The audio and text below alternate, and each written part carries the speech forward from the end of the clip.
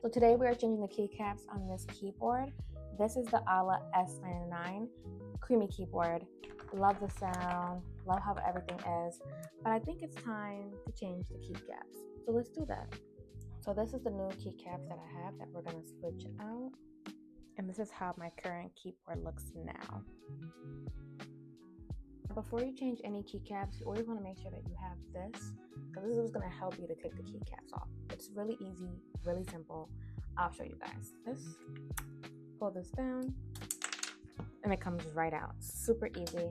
Again, take this down, comes right out.